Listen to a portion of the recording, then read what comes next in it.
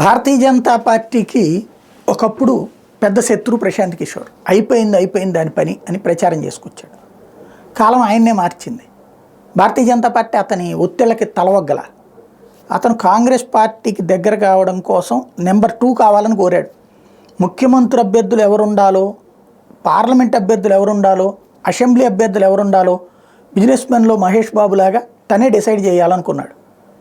అప్పుడు కోట్లు సంపాదించుకోవచ్చు. అలాంటి ఎజెండాతో రాహుల్ గాంధీ దగ్గరికి వెళ్ళాడు. రాహుల్ గాంధీ, సోనియా గాంధీలతో వరుస ఇంటరాక్షన్స్ అయ్యాడు.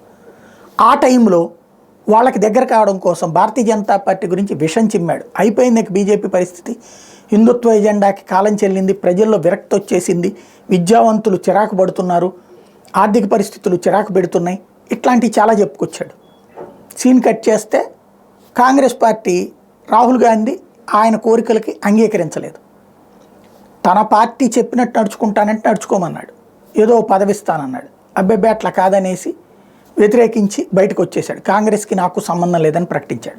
ఇక అప్పటి నుంచి కాంగ్రెస్ పతనం, భారతీయ జనతా పార్టీ ఎదగాలని కోరుకుంటున్నాడు. భారతీయ జనతా పార్టీకి మంచి సర్టిఫికేట్ ఇస్తున్నాడు. ఇప్పుడు నిజం చెప్తున్నాడు, బీజేపీ గెలవడం ఖాయం. అది చెప్పినప్పుడు ఆటోమేటిక్గా అదిగో చూసారా మళ్ళీ రేపు పొద్దునేంది నిన్నటిదాకా బీజేపీ పని అయిపోయింది అన్నట్టు మర్చిపోతారు కదా.